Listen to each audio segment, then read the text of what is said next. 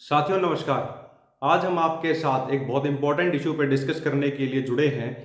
जिस तरह से हमने देखा अफगानिस्तान के अंदर क्या हालात पैदा हुए, जो भी घटनाक्रम पिछले 15 से 20 दिन में वहां हुआ है, यूएस का वहां से जाना और तालिबान का पावर में आना, इसके बैकड्रॉप में चाइना ने एक इंटरनेशनली एक नैरेटिव बिल्डअप करने शुरू कर दिया है। हम ये समझने की कोशिश करेंगे वो नैरेटिव क्या है और उसके पीछे एजेंडा क्या है।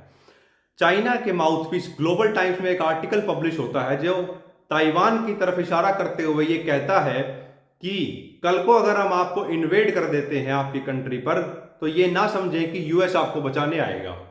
अब उसकी ये बात, चाइना का ये बात कहने का एक मतलब ये है कि यूएस से जो अपने आप को सुपर पावर कहता है, वो 20 साल के अंदर अफगानिस्तान के अंदर एक जो नैरेटिव लेके आया था, जो एक कॉन्सेप्ट लेके आया था वॉर ऑन टेरर, उसको खत्म नहीं कर पाया है और अफगानिस्तान के लोगों को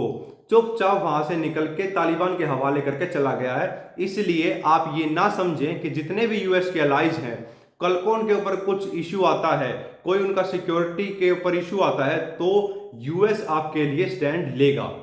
इस तरह का नैरेटिव वो लोग बिल्डअप करना स्टार्ट कर दिए हैं। और दूसरी तरफ यूएसए ने एक सर्वे करवाया वॉइस ऑफ अमेरिका संगठन के अंडर, उसमें यह सामने आया कि 52% अमेरिकन्स ये समझते हैं कि अगर चाइना ताइवान के ऊपर कुछ मिस एडवेंचर करने की कोशिश करता है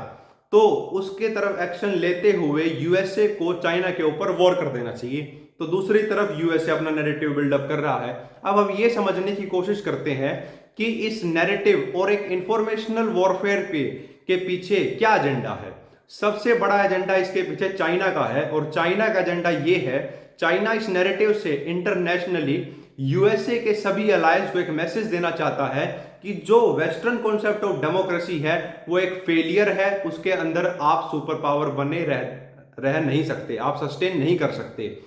और वहीं चाइना एक एजेंडा पुट कर रहा है अपना, वो ये है कि जिस तरह से चाइना ने इकोनॉमिकली ग्रो किया पिछले 30 साल में स्टेट कैपिटलिज्म के अंदर, उसको एक बड़ा बनाने की और उसको एक बड़ा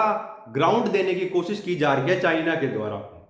जब कोई भी कंट्री इकोनॉमिकली ग्रो करता है, इकोनॉमिक सुपर पावर बनता है, तो जब उसको वो पॉलिटिकल पावर में ट्रांसफॉर्म करने की कोशिश करता है तो उसका जो पॉलिटिकल स्ट्रक्चर है वो ज्यादा से ज्यादा कंट्रीज एक्सेप्ट कर सके, उसके लिए काम करता है। तो इस तरह का जो नैरेटिव बिल्डअप किया जा रहा है चाइना के द्वारा, वो ये मैसेज देने की कोशिश कर रहा है कि आज की डेट में वेस्टर्न कॉन्सेप्ट ऑफ डेमोक्रेसी है वो सस्टेन नहीं कर पाएगा लॉन्ग टर्म में, और अगर सिक्योरिटी पॉइंट ऑफ व्यू से भी और इकोनॉमिक पॉइंट ऑफ व्यू से भी वेस्टर्न कॉन्सेप्ट ऑफ डेमोक्रेसी से बेहतर चाइना ने जो फॉलो किया है एक स्टेट कैपिटलिज्म, वो बेहतर है। उसको वो इस्टेब्लिश करने की कोशिश कर रहा है और ये चाहता है कि ज्यादा से ज्यादा कंट्री उस आइडियोलॉजी को एक्सेप्ट करें। जैसे जैसे वो एक्सेप्टेंस उसकी बढ़ती जाएगी, ऑटोमेटिकली चाइना का जो पॉलिटिकल इन्फ्लुएंस है वो अक्रॉस द वर्ल्ड बढ़ता जाएगा और वो यूएस के सिस्टम को चैलेंज करने की कोशिश करेगा। और कोई भी सिस्टम जब अपने पुराने सिस्टम को या नए सिस्टम को चैलेंज करने के लिए बढ़ता है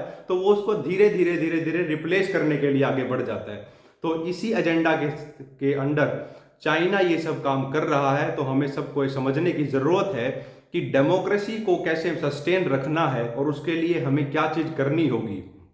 कुछ एक्सपर्ट्स ये भी मानते हैं कि जो यूएसए का विड्रॉ हुआ है अफगानिस्तान से, उसके पीछे सबसे बड़ा कारण ये है कि जिस तरह से चाइना का इन्फ्लुएंस इंडो पैसिफिक रीजन के अंदर बढ़ रहा है, उसको काउंटर करने के लिए चाइना ने वहां से अपने ट्रूप्स को निकाला है और यहाँ पे धीरे धीरे धीरे धीरे यूएस जो है इंडो पैसिफिक रीजन के अंदर अपने ट्रूप्स को डिप्लॉय करेगा अंडर क्वाड ग्रुप। अब ये सब चीजें आगे आने वाले समय में पता चलेंगी कि कहाँ पे वो डिप्लॉयमेंट होता है, लेकिन आज की डेट में सभी लोग ये मानते हैं कि यूएस एडमिनिस्ट्रेशन ने एकदम से वहां से बैकआउट करके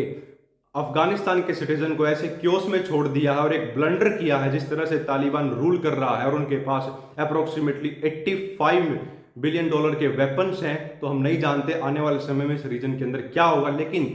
चाइना ने अपना एक प्रोपेगेंडा, अपना एक नैरेटिव बिल्डअप करना शुरू कर दिया है जो पूरे के पूरे डेमोक्रेसी के कॉन्सेप्ट को चैलेंज करने पे लगा हुआ है और खुद को एक पॉलिटिकल पावर दिखाने में लगा हुआ है। अगर आपको इस वीडियो में जो इन्फॉर्मेशन मैंने आपके साथ शेयर की है वो अच्छी लगी है तो कमेंट सेक्शन में ज़रूर बताएं,